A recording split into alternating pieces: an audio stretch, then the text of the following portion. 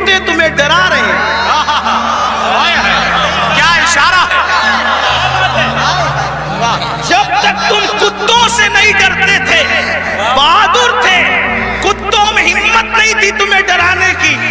جب سے تم گناہ کر کے بزدل ہوئے, چھوڑ دو رات میں گندی فلمیں دیکھنا, بستر پہ پاپ کی فلم دیکھنے کی بجائے مصلی پہ رو کے دیکھ, جیسے اصحاب کہف کے پیچھے کتا تم ہلا کے چلا تھا, اب بھی کتے تیرے پیچھے تم ہلاتے ہوئے نہیں. نعرہ تکبیر, نعرہ رسالت, نعرہ حیدری, مسلک اعلیٰ حضرت. مراد آباد والوں, ہندوستان میں رہنے والے کتے بہادر نہیں ہوئے, تم بزدل ہو گئے. بزدلی سے نکلو, کتا پھر کتا ہے. میں کسی کو نہیں کہہ رہا ہوں, میں تو کتوں پہ بات کر رہا ہوں. امید ہے کہ مراد آباد کے کتے اگر پاس میں بیٹھ کے سن رہے ہیں تو ان کو برا نہیں لگنا چاہیے. رامپور کے کتے اگر یہاں کہیں سن, ان کو برا نہیں لگنا چاہیے. جب وہ چند جوان, توجہ کریں, کتے تم پیچھے کیسے ہلاتے ہیں. چند جوان, پاکیزہ جوان, متقی جوان, پرہیزگار جوان, جب اپنا ایمان بچانے کے لیے دقیانوس کے خوف سے گھر سے نکلے تو وہ چپکے سے رات کو نکلے تو پیچھے کتا بھی ہو گیا. ان جوانوں کو خوف ہوا, کتوں کا کام بھونکنا ہے, اگر اس نے بھونک دیا بھونکے گا یہ, پکڑائے گا ہمیں. اس جوان نے پتھر اٹھایا, کتے کی طرف مارا, کتے نے پیچھے کے پیر پہ کھڑے ہو کے آگے کے پیروں کو ہاتھ کی شکل دی اور اللہ سے کہا مجھے زبان دے تاکہ تیرے وفاداروں سے میں بات کر سکوں. اور پھر کتے کو اللہ نے زبان دی تو کتا بول پڑا, او اللہ والے تجھے خوف ہے کہ میں بھونکوں گا. ہم کتے ہیں مگر پتہ ہے کس پر بھونکنا چاہیے کس پر نہیں. نعرہ تکبیر, نعرہ رسالت, نعرہ حیدری, فیضان غوث اعظم, مسلک اعلیٰ حضرت. اور یہ بات میں کسی کو طنز نہیں کر رہا ہوں, ہمارے قرآن میں لکھا ہے. اور پھر وہ کتا وفادار بن کے دھوم ملا کے پیچھے پیچھے چلا, لیکن کتا تھا, کتوں کی برادری کا تھا, مگر مسلمان کا وفادار کیا ہوا, خدا نے اس کے لیے بھی جنت کا اعلان کر دیا. پتا چلا تو کتنا قیمتی ہے مسلمان. تو اللہ کا وفادار بن, کتے تیرے وفادار. یعنی اگر تو گناہ چھوڑ دے کتے تجھ پہ بھونکیں گے. پھر کتے نہیں بھونکیں گے تجھ پہ اگر تو سارا مسئلہ گناہ کا ہے. ہنسنے کی بات نہیں, گناہ چھوڑو پھر دیکھو زمین تمہاری فرما بردار ہوگی. بات دور نکل گئی. عرض کر رہا تھا ایک ایسا وفادار تھا ملک ملت کا جسے فخر ہے ملک کو ملت کو, اس کو دنیا ٹیپو فتح علی کہتی ہے, جسے ہم ٹیپو سلطان کہتے ہیں. بڑا بہادر تھا, جب تک کہ وہ رہا ہمت نہ تھی بزدلوں کی کہہ سکے کہ ہمارا ہے ہندوستان. اسے شہید کر دیا گیا. اس کے بعد کہا ہمارا ہے ہندوستان. تو ایک بات جو کہنے چلا تھا یہ کہ حلال سے وفا پیدا ہوتی ہے, ماں باپ کی, حرام سے نہیں. میں نے سن لے, اللہ اکبر. انگریزوں نے ٹیپو فتح علی سلطان سے کہا ڈیل کرنی ہے, کسی معتمد کو بھیجو, بات کریں گے. سلطان کو لگا میرے بھائی سے بڑھ کر میرا معتمد کون ہو سکتا ہے. سلطان نے اپنے چھوٹے بھائی کو بھیجا, جاؤ انگریزوں سے بات کر کے آؤ, انگریزوں سے گفتگو کر کے آؤ, معاملات طے کر کے آؤ. بہنوں کی خاص توجہ, اللہ اکبر. چھوٹا بھائی گیا, جانے کے بعد دیر ہو گئی تو قریبی ندیموں نے, قریبی دوستوں نے سلطان کے کان میں کچھ بات کہی. سلطان کھڑے ہوئے, غصے میں آئے, حالت غصے میں ٹہلنے لگے. اور دیر ہوئی, ٹہلتے ٹہلتے ماں کے کمرے میں جا گھسے. ماں نے کہا میرے لال کوئی پریشانی ہے. ماں سے کہا ماں تمہارے بیٹے نے میری ناک کو خاک میں ملا دیا. ماں تمہارے بیٹے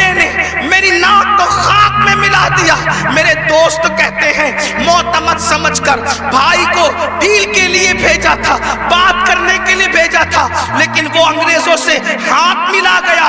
माँ बैठी थी, खड़ी हो गई। माँ होती है, माँ होती है। मैं कौम की इन बेटियों से कहना चाहता हूँ, अल्लाह अकबर, औरतें लाल किला नहीं बना सकती, लेकिन लाल किला बनाने वाला सपूत किसी औरत का ही परवरदा हुआ करता है।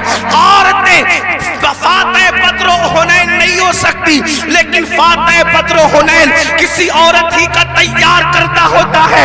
अल्लाह अकबर, औरत फातह खैबर नहीं होती, लेकिन फातह खैबर को जन्म देने वाली कोई औरत ही हुआ करती है।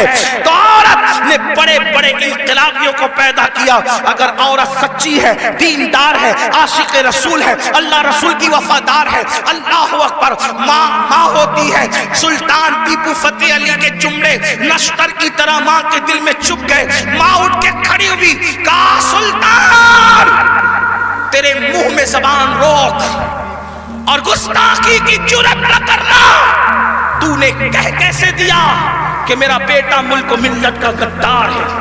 सुन ले, ना तू गद्दार हो सकता है, ना वो गद्दार हो सकता है। ताखीर किसी वजह से हो रही होगी, मेरे दूध की वफा पर सवालिया निशान खड़ा मत कर। मेरा कोई बेटा मुल्क मिल्लत का गद्दार नहीं हो सकता।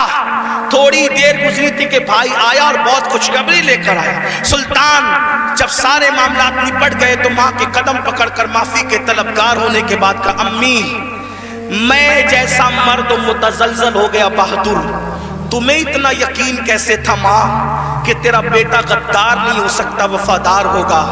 तब माँ ने कहा था, बेटा मुझे अपने आप पर नहीं रसूलुल्लाह की निस्बत पर यकीन है।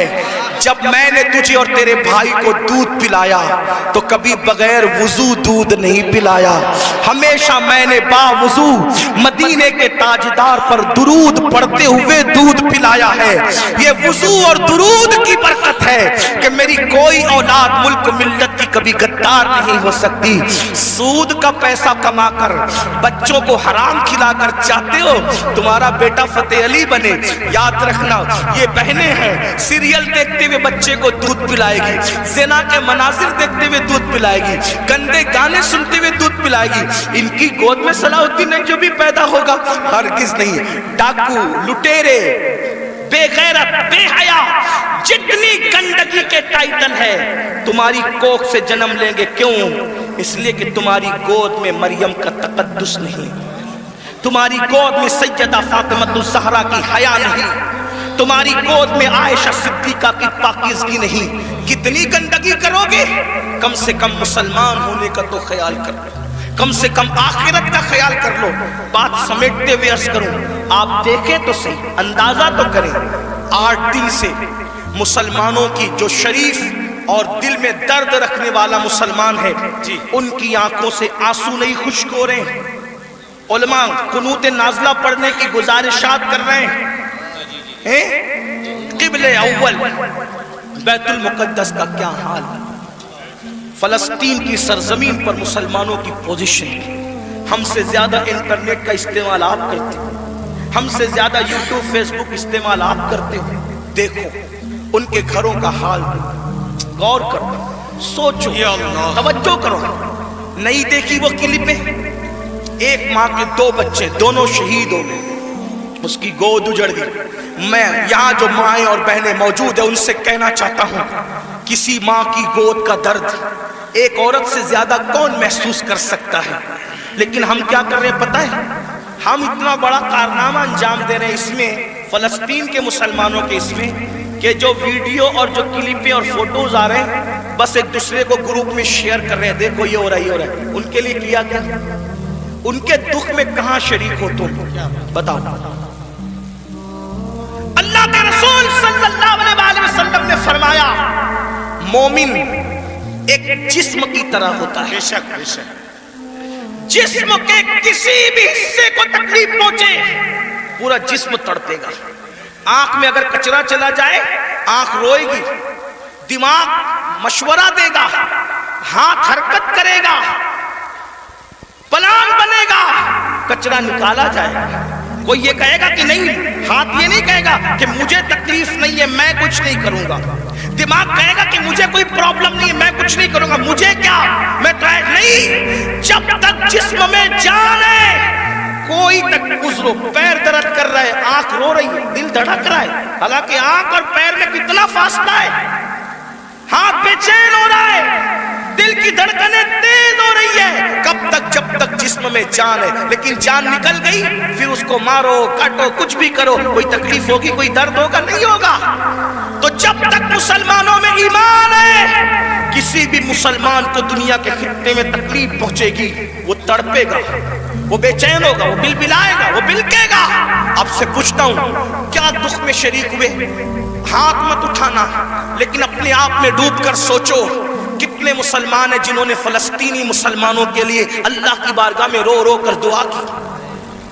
جو قوم اتنی خود غرض ہو کہ وہ اپنے پڑوس میں رہنے والے بھائی کے دکھ پر نہیں روتا، وہ فلسطینیوں کے دکھ پہ کیا روئے گا؟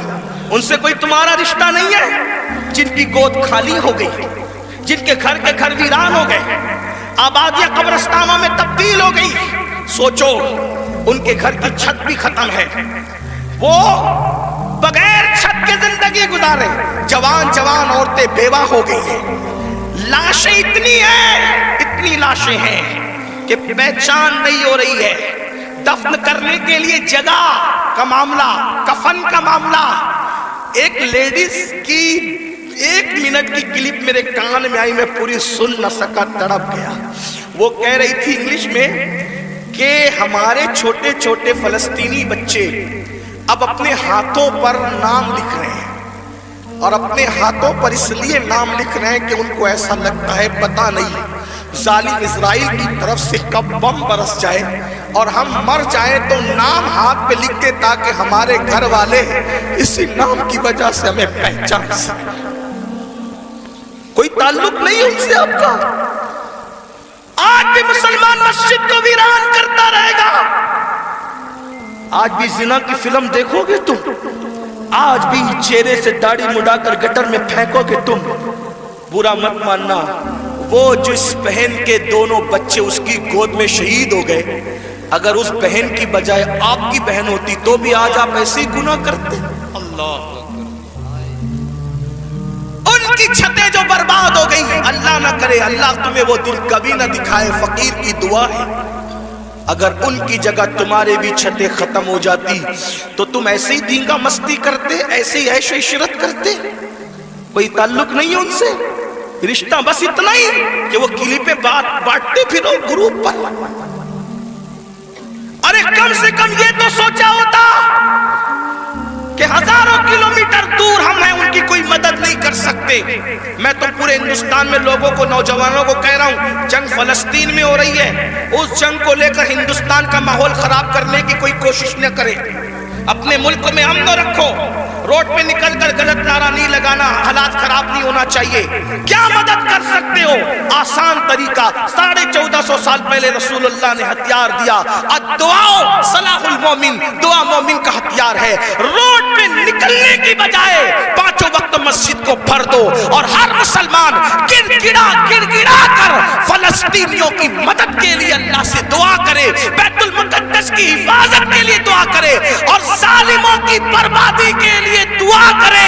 ہتھیاروں میں جتنی طاقت نہیں ہے اس سے زیادہ طاقت اللہ نے مسلمانوں کی دعا میں رکھی ہے۔ انشاءاللہ تم گڑ گڑاؤ گے، گناہ سے توبہ کرو گے، دعا کرو گے، انشاءاللہ فلسطینیوں پر اللہ کی مدد نازل ہوگی، بیت المقدس کی حفاظت ہوگی، ظالم کیفر کردار تک پہنچے گا۔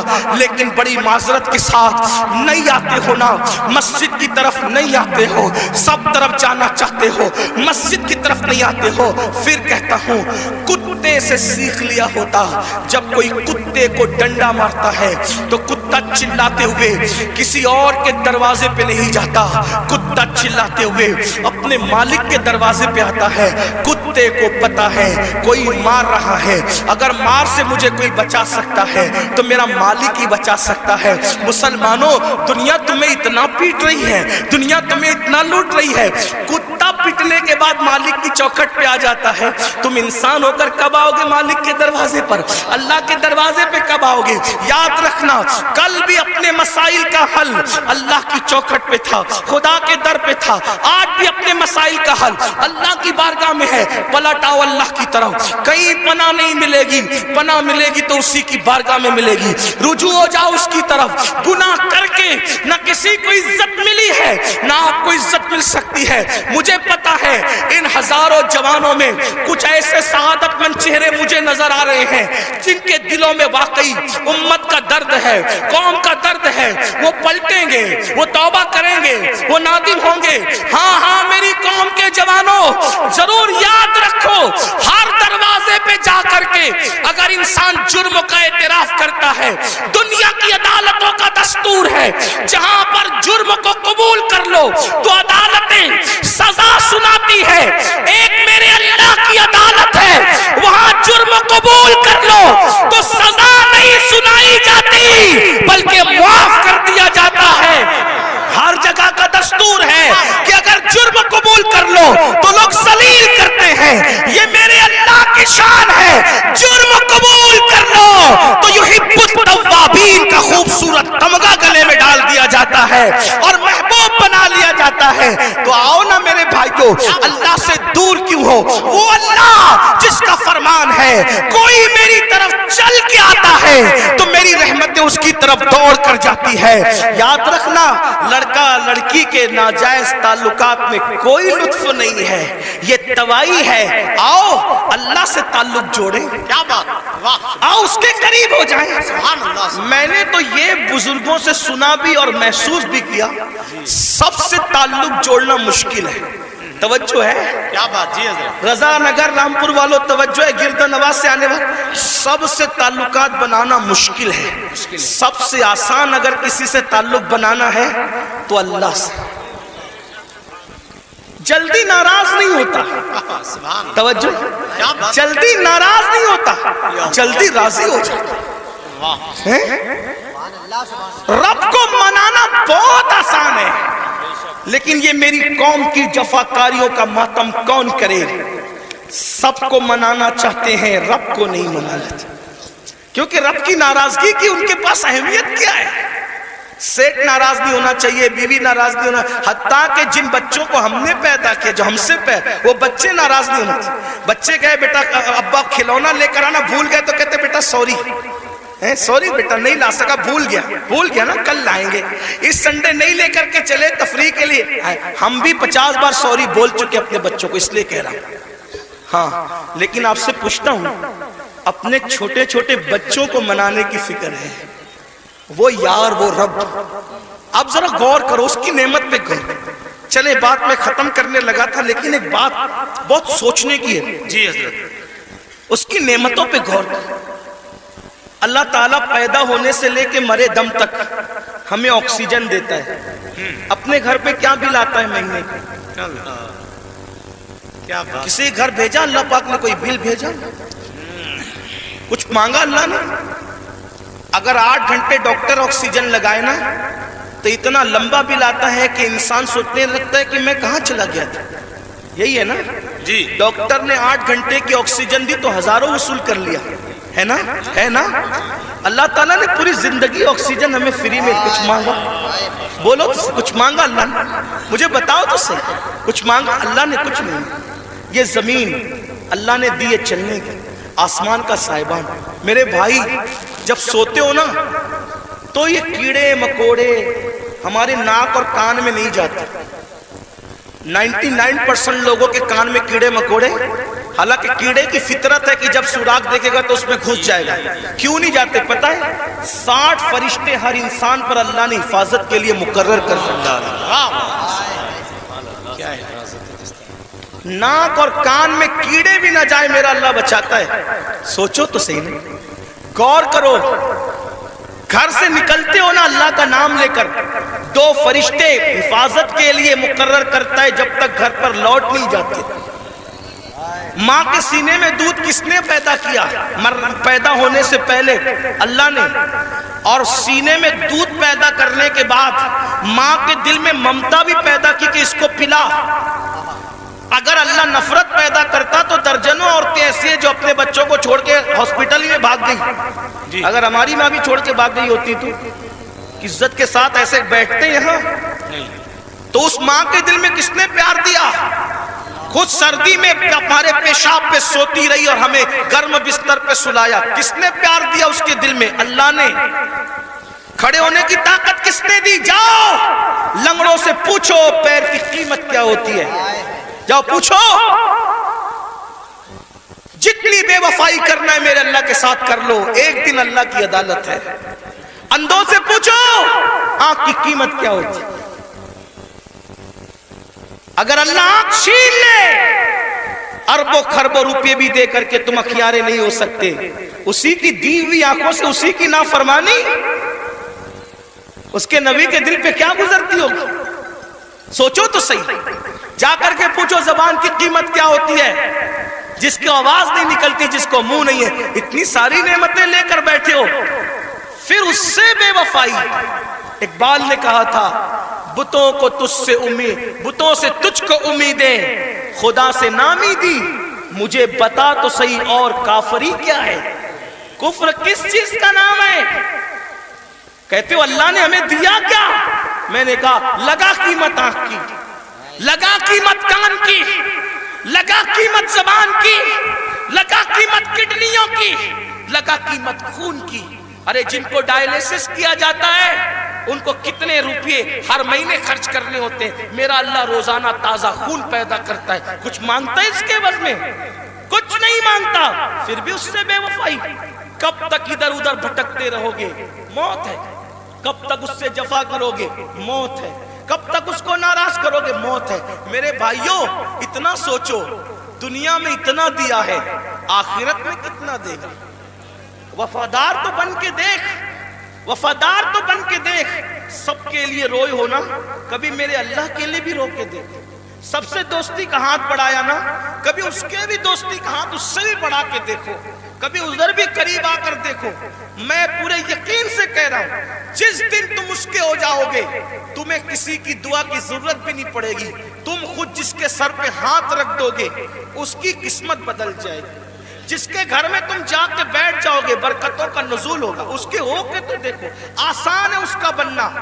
گناہ سے نکلو، توبہ کرو، اللہ کو مناؤ، اللہ کو گڑ گڑاؤ، اللہ کی بارگاہ میں گڑ گڑاؤ، آہو بکا کرو. سب کے لیے رو چکے، اس کے لیے رو کے دیکھو کتنا سکون ملتا ہے. سب کے پاس گڑ گڑا چکے، اس کے پاس گڑ گڑا کے دیکھو کتنا قرار ملتا ہے. سب کے یہاں عرضیاں لگا چکے، اس کی بارگاہ میں عرضیاں لگا کر کے دیکھو. آخری جو بات کہنی ہے سنیں. ایک بہت خوبصورت جوان تھے، حضور علیہ السلام ان سے پیار کرتے تھے کیونکہ جوانی میں وہ سردار بن گئے تھے. سردار کس کے؟ قبیلے کے. قبیلے کے سردار بن گئے تھے. اس خوبصورت جوان کا نام حدیث میں دہیہ کلبی آتا ہے. بنو کلب کے سردار تھے، دہیہ نام تھا، دہیہ کلبی. حضور کی تمنا تھی یہ جوان سدھر جائے. یہ جوان، حضور جوانوں سے بہت پیار کرتے تھے اور جوانوں کے سدھرنے پہ حضور کو بڑی خوشی ہوتی تھی. اور حضور علیہ السلام جن جوانوں کے پیچھے قوم ہوتی تھی ان جوانوں کے لیے بہت دعائیں بھی کرتے تھے، اس لیے کہ جوان جوان ہوتا ہے. حضور کی خاص توجہ جوانوں کی طرف تھی. دیکھو حضور علیہ السلام کے صحابہ حضور کے پردہ فرمانے کے تقریباً آدھی صدی تک کے لوگوں کی رہنمائی کرتے رہے، بلکہ پونا صدی تک. تو جو لوگ سب جوان تھے تبھی تو نا. سعد ابن ابی وقاص اس وقت جنگ میں شریک ہوئے جب ان کے چہرے پہ داڑھی بھی نہیں نکلی تھی. مولا علی 9 سال یا 8 سال کی عمر کے تھے جب آپ نے کلمہ پڑھا.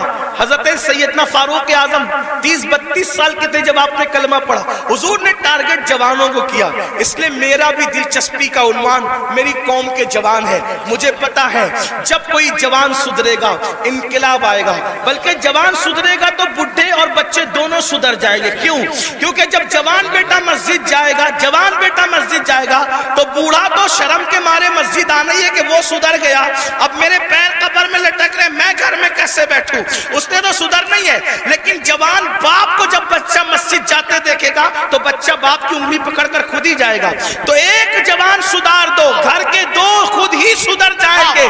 اس لیے اقبال نے بھی جوان کو ٹارگٹ کیا, کہتے نہیں تیرا نشیمن قصر سلطانی کے گنبد پر, نہیں تیرا نشیمن قصر سلطانی کے گنبد پر, تو شاہی ہے بسیرا کر پہاڑوں کی چٹانوں میں. اور عقابی روح جب بیدار ہوتی ہے جوانوں میں, نظر آتی ہے ان کو اپنی منزل آسمانوں میں. چھوڑ دو گناہ, اگر جوانی میں گناہ چھوڑ دو گے اللہ کے محبوب بن جاؤ گے, اللہ کے مقبول بن جاؤ گے. جوانی میں گناہ چھوڑ دو گے, توبہ کرو گے, جنت میں رسول اللہ کا پڑوس نصیب ہوگا. اگر جوانی میں گناہ چھوڑ دو گے اللہ بڑھاپا عزت سے بھرپور کر دے گا.